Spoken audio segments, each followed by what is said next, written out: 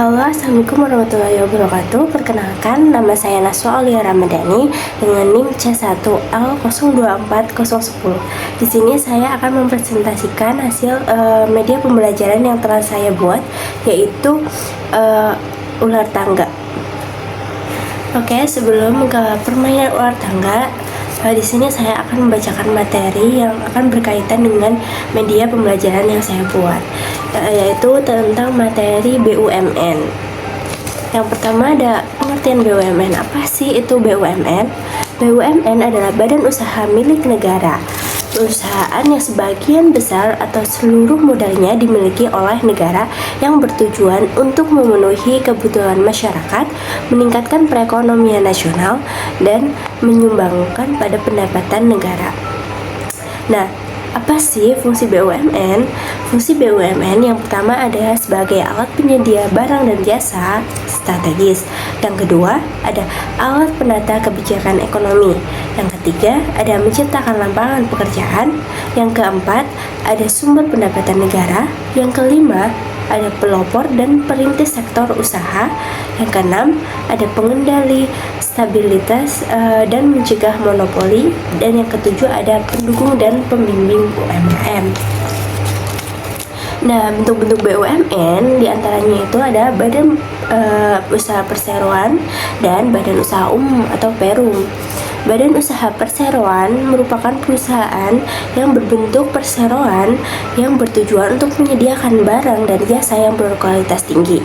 Persero ini itu berupaya memiliki daya saing yang kuat dan mengejar keuntungan dalam rangka meningkatkan nilai badan usaha. Sedangkan untuk Perum itu merupakan perusahaan BUMN yang bertujuan untuk menyelenggarakan usaha agar dapat bermanfaat bagi umum berupa penyedia barang dan jasa yang berkualitas. Nah, apa sih perbedaan Perum dengan perseroan? Yang pertama, tujuan usahanya. Untuk Perum sendiri itu kan melayani kepentingan umum dengan menyediakan barang dan jasa. Kalau untuk persero, yaitu mencari keuntungan atau profit oriented.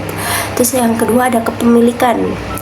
Yang Perum itu modal seluruhnya dimiliki oleh negara, dan untuk persero modal terbagi atas saham.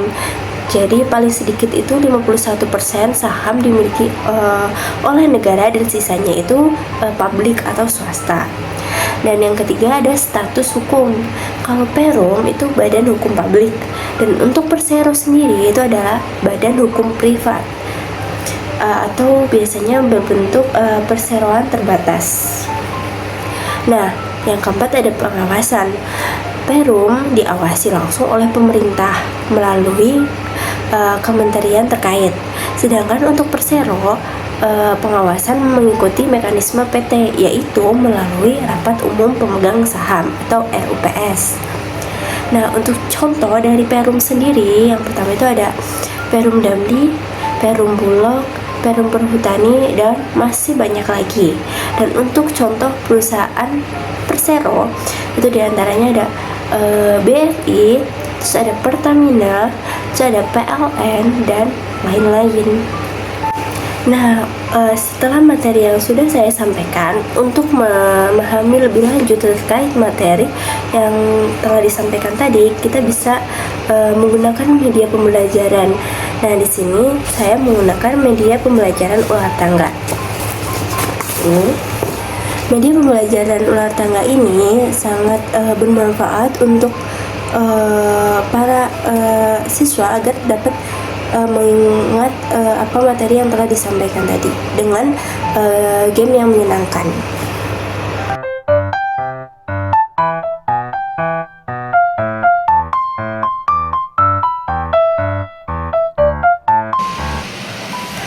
Untuk mekanisme permainannya, dari peserta didik atau siswa dibutuhkan 2 orang untuk memainkan permainan ular tangga ini. Dari masing-masing mereka akan memilih pion yang akan mereka gunakan untuk permainan. Setelah mereka memilih pion, mereka akan melempar dadu yang telah disiapkan untuk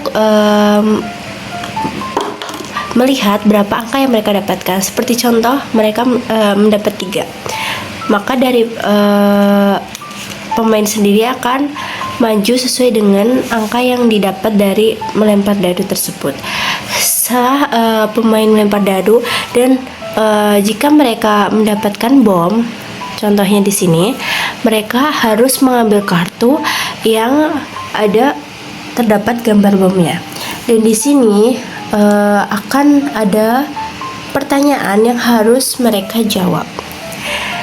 Jika mereka mendapatkan harta karun, atau di sini contohnya mereka harus mengambil kartu yang terdapat gambar harta karun.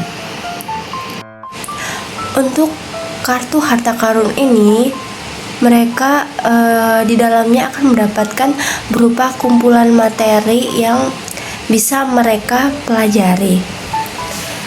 Nah, untuk pemain atau peserta yang menemukan tangga misalnya di angka 30 ini, mereka bisa naik sesuai dengan tangga tersebut berhenti, misalnya di sini. Dan jika pemain menemukan ular seperti ada di angka 77 ini, mereka harus turun sesuai dengan panjang ular tersebut berhenti. Misal ini turun ke angka 28, seperti itu. Dan itu dilakukan secara berulang sampai mereka mencapai garis finish atau di angka 100. Dan di sini mereka akan mendapatkan harta karun lagi, dan itu berisi tentang materi yang mereka dapat pelajari. Jadi itu dia mekanisme permainan media pembelajaran ular tangga. Jadi itu dia media pembelajaran ular tangga yang telah saya buat. Saya berharap semoga media pembelajaran yang telah saya buat dapat meningkatkan semangat belajar siswa, dan tentunya dapat meningkatkan penyerapan materi pembelajaran kepada siswa. Sekian presentasi dari saya, kurang lebihnya mohon maaf. Assalamualaikum warahmatullahi wabarakatuh.